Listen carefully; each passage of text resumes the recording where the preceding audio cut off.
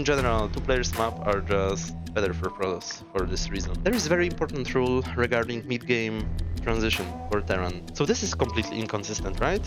You go for economy and upgrades, of course your army is not gonna be strong at this point in the game. There shouldn't ever be a situation where you have this much gas as Terran in pretty much any matchup. So this is exactly my point. You see how you are at the advantage the whole game. You just get Protoss pretty much, right? Yeah, and like this is completely pointless to go with 4 units at Protoss, doesn't make any sense. When the arbiters are on the field, you cannot just go mindlessly and attack. Hello. Today we are gonna look at the replay of Duka. His comment about the game was, I feel like I had a really good game at this level, and my only mistake in quotes was not having the tanks separated. But we don't know at which moment it was or anything like that, but we'll take a look. It's TVP, we'll disable the vision of the Protoss, and yeah, let's see what happens. This is Jane Doe, new map on the ladder. I think most people want to play 13cc on it, so we actually went 11 gas. Okay, I guess that's fine as well. And we are scouting at normal timing as well. So, by the way, the level of this game is about, like, it's between 1650 MMR and 1750 MMR. So it's like on the edge of B and C rank. Okay, so I wonder whether we have some kind of plan related to this fast factory, right? Because Protoss is most likely gonna go 12 next on this map. Not this time, but in general, this is what happens most often, I notice. So I personally like to go 13cc on this map, but I'm pretty sure you can get cheesed in some ways. The problem for the Protoss is that if they go for any kind of proxy gate or something, usually there can be already a wall and then Protoss is behind after that. But on the other hand, to completely negate proxy gates, you would like to go supply into racks, and then if needed, you can finish your wall with second supply, but of course, supply into racks is pretty behind 12 Nexus. So this map is a little bit weird because it's hard to come up with good opening for Terran. This is exactly the same situation. It's a little bit better than that, but we had this situation on, how was it called? Roaring Current. I had to remind myself a little bit. So because the distances were so far from each other, Terran playing standard could not punch 12 Nexus, but Protoss could go proxy gates under Terran nose, and then Terran cannot go 13cc. So you end up in this situation where you coin flip, and you are disadvantaged if you choose wrongly. But Protoss, on the other hand, has completely normal opening in both cases, right? Because if he goes 12 Nexus, it's probably the best choice, and it always works, and it can defend anything. And proxy gate also is like very universal opening, can work versus anything. So yeah, this is similar on this map. In general, two players map are just better for Protoss for this reason, because he can always proxy gate under your base, and that's very strong. Okay, let's see what's going on in this game. So far we play completely standard. This is not even like any Jane Doe specific things over here. So we have a bunker. We're going mines. Yeah, we're hiding the vulture, so that's correct. We're looking for this expo. There's actually, like, we see 3 pylons, right? So we can expect there will be some pressure from goons. Because usually how it works, if Protoss goes 3 pylons, it means 28 Nexus, which means Nexus after 3 goons with range, which is actually quite annoying to deal with the bunker. You usually have to go tank. But in this game, as we can see, our Protoss player didn't do that. So I think that was clearly like not optimized opening, right? Where they went 3 pylons, didn't pressure, but also delayed their expansion because of that. And we should be ahead, which can be seen in the worker count on the replay, right? Because normally Terran is not ahead in workers versus Protoss. Shouldn't be at any point in the game. But because the openings Terran is ahead, which is pretty good for Terran. So we go Rave, we are anticipating River, I guess. I don't like that much, because if you want to go Rave, why do you go Control Tower first? I didn't notice, maybe we were supply blocked or something, but in general, I would expect to just go dropship, drop into Rave. And we have vultures as well, right? Okay, so that's actually a huge advantage. Look, 10 worker difference. This is almost unlosable. If you like, for now, Protoss to come back to this game from like normal macro scenario would have to go some kind of comeback mechanic, which is DTs, HTs, reverse, something like that, because our 6 facts should be totally deadly. Okay, so this is exactly the, maybe not like the biggest mistake, but in general, there is a very important rule regarding mid-game transition for Terran, and you should remember that. That might be the most important thing in this video. When you make any significant economy damage, and also you can notice that your opening was more economical on top of that, which is exactly the case in this game, then don't follow up with third CC, follow up with 6 fact. Ideally 6, maybe 5 can be good enough, but the point is, do some kind of mid-game timing push. Because look, timing push can work in normal circumstances, right, where Protoss is not behind. So it can be totally fine for Terran to go 5 fact or 6 fact every game regardless of Protoss does, and it can work, right? You may just win with that. So when Protoss is behind, because of their economy, your timing push will be only stronger. So if this can work in normal scenario, it will work even better when they are behind. And of course you can say that about any opening, you can say that about going third base as well. Like normally this is viable, so it will be even better when they are behind. Yes, and that's true. But by going economy follow-up like this, you give them the chance to actually come back. Because it's much easier to come back when you can scale a little bit, when you can get to your storms, to your tech units, to carriers maybe even. We don't really know what this Protoss is doing yet, right? So for example, imagine he's going to base carrier. He's already making carriers and we're going third base, which is completely wrong. That would be very bad for us. Yeah, so that's why I will always follow up with 5 or 6 fact if I did any economical damage. This is the case also if I went like dropship and did some damage with vultures in standard game. I will also follow up with 5-6 fact. It's usually just better. And look, Protoss is even going cannons. So that's even worse for him. Normally you wouldn't go cannons yet. That's very early for going for cannons. Like he was afraid of the drops, but yeah. First of all, this cannon didn't help him that much, so it's already wasted resources. And then he should have less units for the future. And yeah, we are certainly ahead because look at the supplies, right? We are ahead in workers and supplies. So, okay, and that's another thing. So, by going double armor, we amplify this effect where he can come back. Because we are delaying our push. So we will have stronger late game, of course, like, no doubt about it, right? Because we have 30cc, double upgrades. Actually, usually starport openings go very well with upgrades because you only need one more additional building, which is sci-fi. Normally you have to go port and sci-fi. In this game you only have to make sci-fi because you already have the fort. So it's comfortable to go this route. But Protoss will also be able to do his things. And that's something that I would not like to allow. You can get swindled by Protoss in many ways if the game drags, right? You can get Storm Drop, he may go for Arbiters, you can get recalled, even if you have advantage then you are in troubles. And all those Protoss stuff you want to avoid in general, if you can. Okay, so this is completely inconsistent, right? You go for economy and upgrades, of course your army is not gonna be strong at this point in the game. So there is no reason to be there. This is a mistake. We should just camp.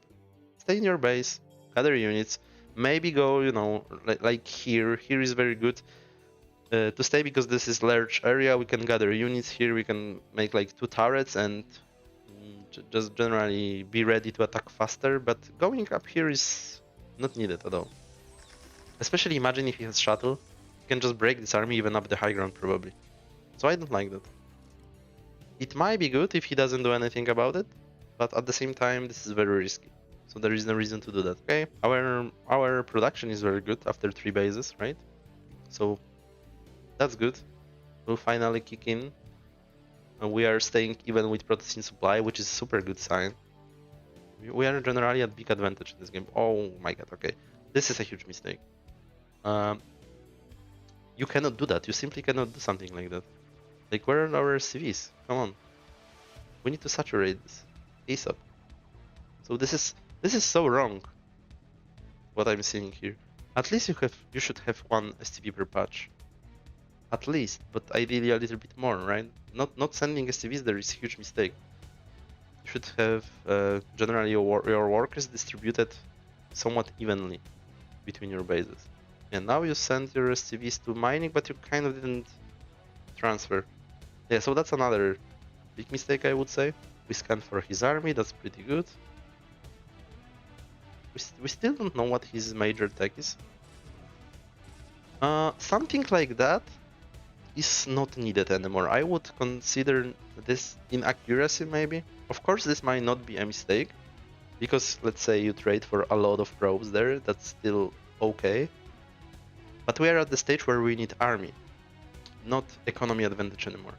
Sometimes this is still good. If your plan would be to like camp, take another base here, then yes, that's good. But I suspect we are gonna attack, and those vultures would be very useful in our army. So yeah. Another thing is that we have no turrets anywhere. So his observer is probably somewhere on this army, and he has a map hack on us basically because of that. So we should really try to like thin the vision of the observers and of their possible positions by making turrets.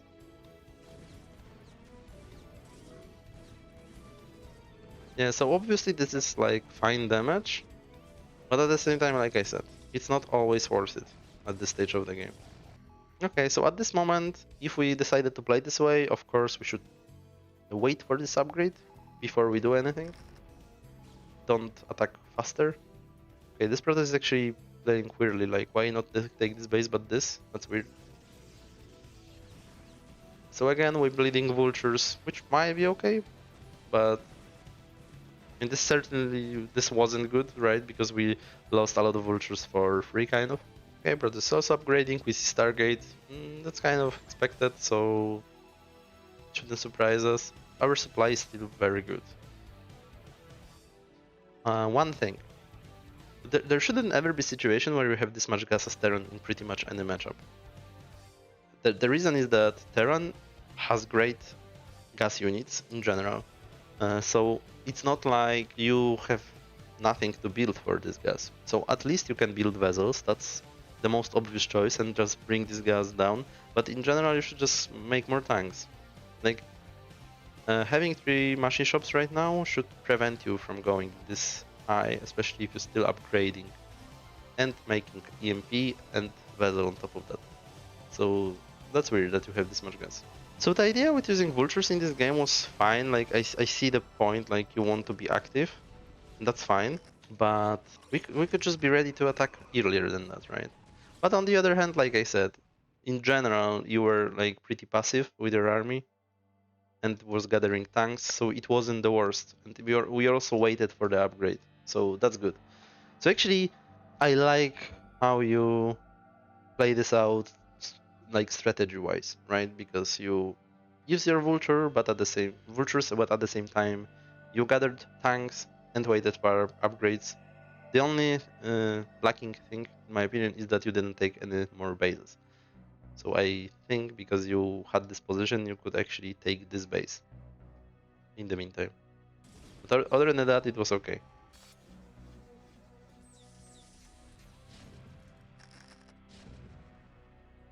And this will be probably the moment of tank being clumped. Yeah, but that's completely winning fight, right? He lost a lot of vessels, I mean zealots, so yeah, there is nothing that he can do to protect this base. That's good as well. Yearly siege. only few tanks forward. I like it. That's actually good. So let's see this push. Yeah, I like it. You went up, sieged. That's pretty good. That's a proper way to do that. So what can go wrong? Okay, but this is already too far, right? So either unsiege, if you are advancing with your army like that, unsiege and join those armies ASAP. Because the problem is that if you siege right here, then those tanks, the only thing they can do realistically is to shoot zealots that are on top of those tanks. So they will always be only harming you at this moment. So we should unsiege ASAP. And yeah, so okay, you did this.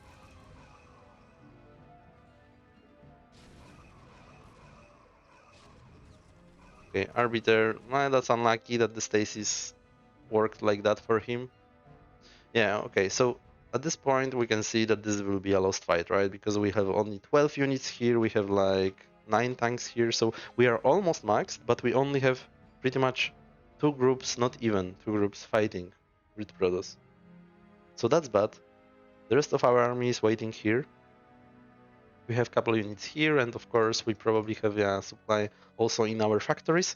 So yeah, like just go back with those tanks. Those units can die, that's fine, but tanks you can always save.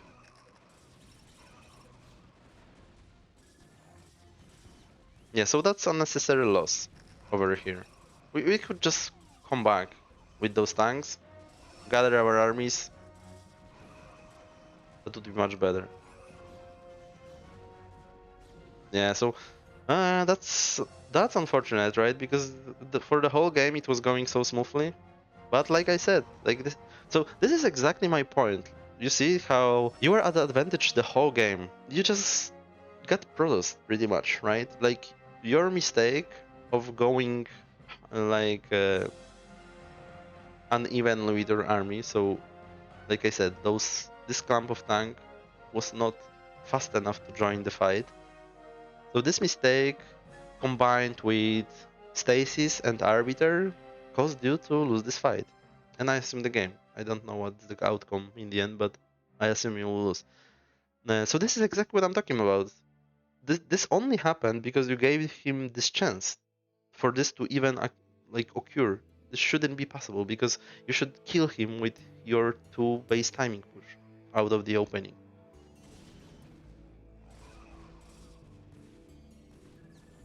Yeah, and like this is completely pointless, right? To go with 4 units at Protoss doesn't make any sense. That's already just throwing units.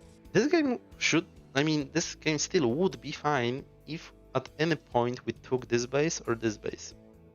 Because we would still be on 4 bases right now, but we didn't do that ever, and that's a big problem. You should always expand when you push Asteron. Especially because this base is really free. This is for free. There is no reason to not get it. And now we are pushing with this slow amount of units somehow. You cannot do that. Every time you lose a beacon engagement as Terran and Protoss is still healthy, you should just wait, gather tanks, and attack again when you are almost maxed in the future. Doing it right now doesn't make any sense. You are just bleeding more and more units and he's like coming back even harder. Like at this moment in the game, there is not even a comeback. You cannot call it a comeback anymore. It's just the game is even. Even though he has less workers, doesn't matter because his bases are mined out probably or about to be mined out. So this amount of workers is perfect for 2 bases. So we are not at an advantage. He has more army, so actually he's leading for sure right now. But we can still win, like definitely. We should go double expos, which you are doing, so that's very good. But now the game dynamic will be different completely because when the arbiters are on the field, you cannot just go mindlessly and attack. You have to be careful about recalls, so now it will be very annoying because you will have to put mines, ideally put like tank or 2 over here, build some turrets before you go. And all of this takes time and effort and it's very uncomfortable to play against. And yeah, that's why this game is still winnable, but it's not gonna be that easy as it could be if you went 6-fact in the mid game. Yeah, exactly. And it is extremely annoying, right? And now we have to go back, waste a ton of time. By the way, let's look at the situation.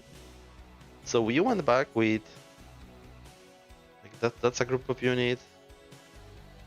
That's a group of units. So let's say you have about two groups of units to defend this, but you only need one group of units to really deal with that, right? There are only 10 units. So you could go back with one group of units and attack with the other if you wanted to counter, which you did, because you did counter. So you should do it in this way.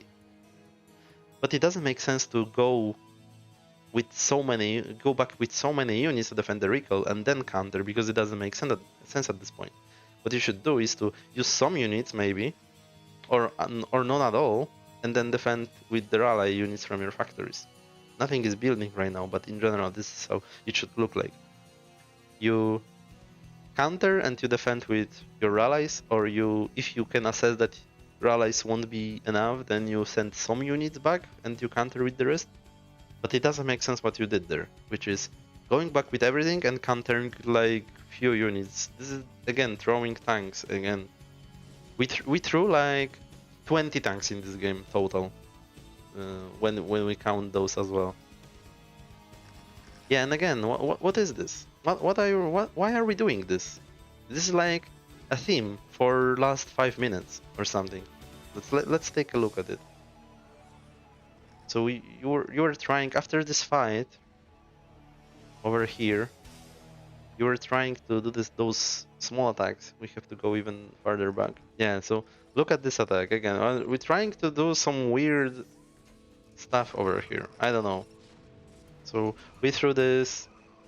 Now we are in troubles in general because we don't have enough tanks. Yeah, so Terran doesn't work like that in this matchup, right? You have to gather your army, make a big ball, or big enough ball at least, to handle his current army, and then you attack. You don't attack with 2-3 tanks. That doesn't make any sense. There is the recall moment, and yeah, and we attack with like 3 tanks and something. And yeah, this doesn't work like that. You cannot play like that. And now again, you want to save those 2 tanks from stasis, but in the process you lose even more.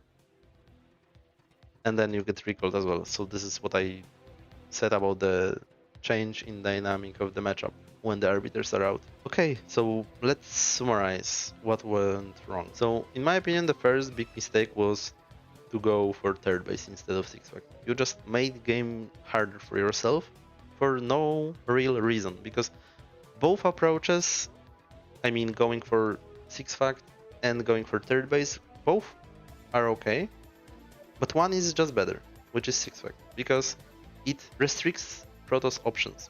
He cannot Protoss you anymore that much, right? Because they cannot go for all those comeback mechanics, which is like arbitrary recalls, stasis, storms, DTs, rivers. Rivers will be always there, so if someone very good will play against you, this is how they will defend, because this is the only reliable way. They will build rivers and try to contain you while building back their economy.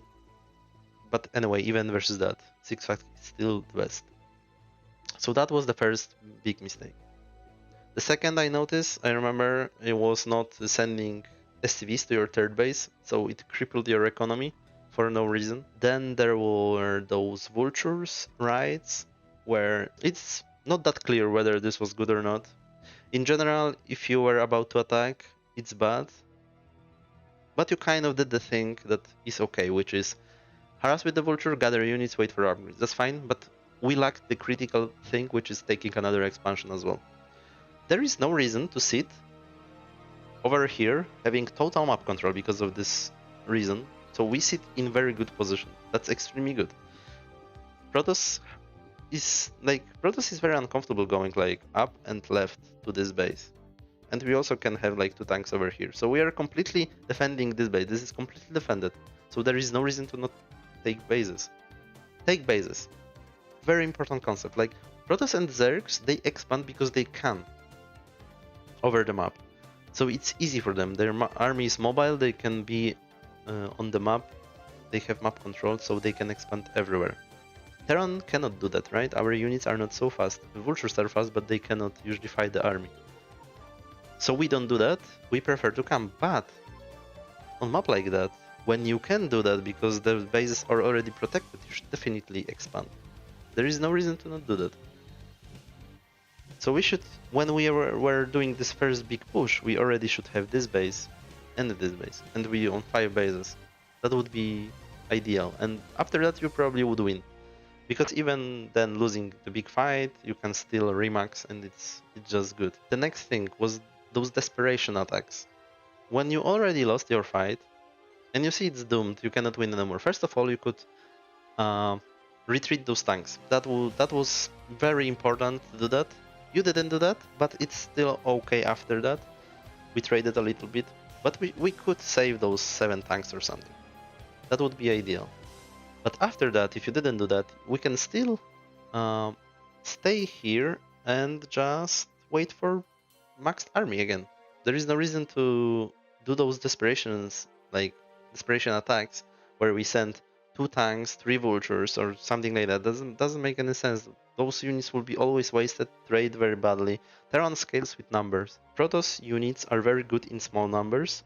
Terran units are very good in big numbers. The reason is that every Terran's unit shoots, so obviously when every unit can shoot, then the big army scales better because more units can deal damage at once, while Zealots are melee and they have to get to the target and surround the target to deal damage, while Terran is already shooting at you. So that's why big armies are better for Terran. And I think the last thing was to pull too many units to your main and then trying to counter with like few units. It doesn't work like that.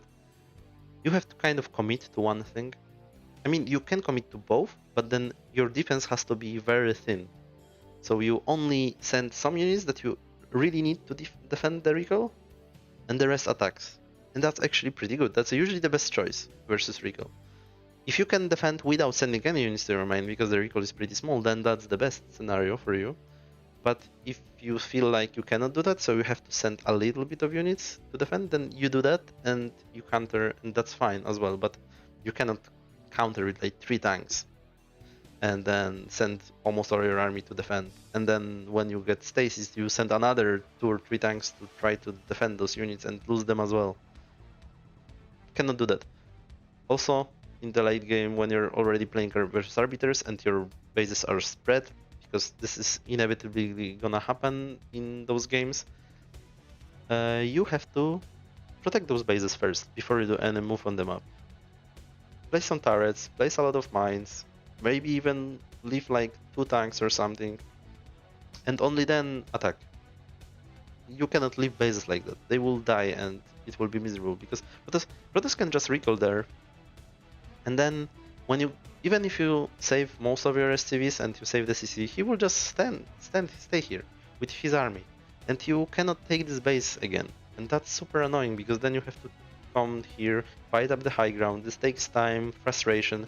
Another arbiter can come, recalling onto your tanks that are trying to rescue this base, and so on and so on and so on. So there are so many things that can go wrong that you should just protect those bases beforehand. Okay guys, drop some comment, give a like if you can, that always helps, and that's it for today. So thanks for watching and see you next time. Bye bye.